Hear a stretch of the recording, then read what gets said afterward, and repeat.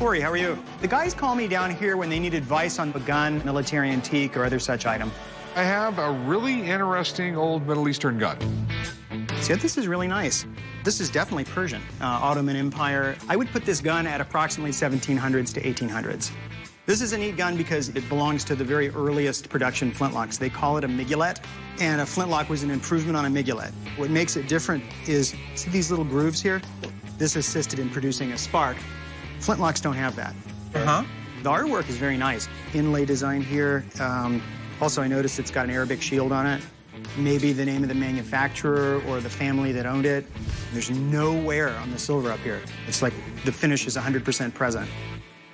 What are your concerns? What's it worth? Firearms that from a glance look like this go for, you know, $20,000 more. This is not one of those guns because it's just not the quality. I mean, they had guns like this that were solid silver or solid gold. So what's it worth? End of the questions. I would say 2,500 to 3,000, 3,500. Oh, wow. So. Oh, wow. Yeah, pretty much any day. Okay. What about these guns? Those I'm really not interested in. This one seems to be a fake gun, a really old one. I mean, it looks old, but... This looks like a piece of junk, but wait a minute. See, there's something in here. I don't think it's a gun at all, actually. What is it? I think this is a lighter. In fact, here you go. Check that out. You would load it with powder, and you know the flint would come down. When this went off, it would produce a spark, and the spark would catch this wick on fire. After it was lit, you could light your fire, or you know. I'll be darned. I'm a dealer. I'd give you $1,000 to $1,200 for it. I just think it's neat. That is fabulous. Yeah, lucky we didn't let this one off. No, I didn't even know. I had no idea. Yeah, I mean, I've never seen one before myself. Me either. Neither have I. I've heard about them. I've seen them in pictures, but I've never held one. All right, thanks, man. Take care. Appreciate it, buddy. Hey, have a great day. Okay, these two I'm not interested in. Like I said, they just don't sell. These two, on the other hand, what would you take for them? This Craig said he would give like $1,200 for it. I mean, if he's willing to pay that, I'm willing to pay that, okay? Okay. This one right here, he said, you know, retail $2,500, $3,500. Mm-hmm. This one I'll give you like $1,500 for. This is gonna be, it's gonna sit for a while. Uh-huh. $2,700. Could you go 3,000?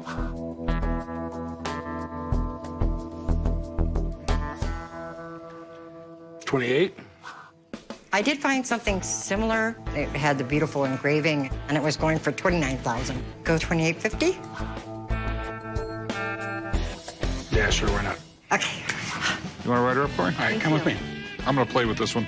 I've had those guns for 15 years. I didn't even know I had something so rare that looked like a gun, and it was a lighter. Check this out, Corey. Look at your dad giving the fishlets in this photo. What pictures are these? Are you kissing towards the camera right No, there? I don't know what it was. That was. Is that Farrah Fawcett hair, though? That was stylish back in whenever it was taken. My dad was making fun of Chum and I's high school photos, so we got the old man to bring in some photos of my dad. And boy, oh boy, did he get some really good winners out of the Harrison photo album. I mean, the Farrah hair is really cute, man. I mean... This isn't cute. This is style.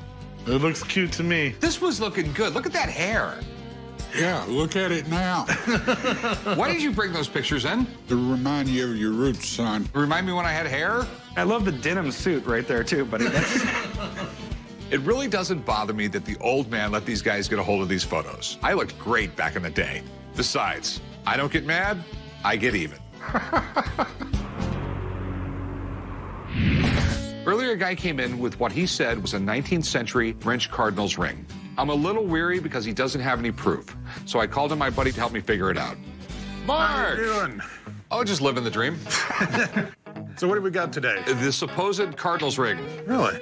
I'm the administrator of the Clark County Museum System, and I specialize in any form of historical artifact. Okay, the Ring of Office in the Catholic Church goes back to the 7th century AD, when they started officially saying, this is how we're going to recognize your office. The Pope presents you with a ring. It's a big deal.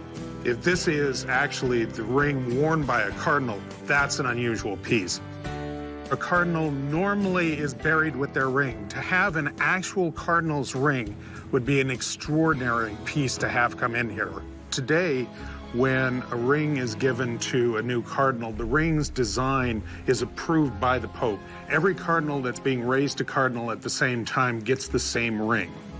And so there's a continuity of ring design. In the 19th century, that wasn't necessarily the case. So one of the things that you want to find is some sign of the church and some sign of papal authority. In the 19th century, any ring coming from the Pope would have most likely the crossed keys of St. Peter's on it. In here, you've got a very nice cross, almost a Maltese cross on both sides.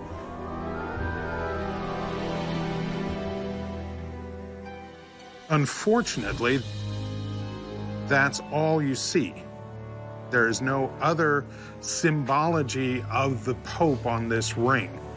So it is probably not a ring of office.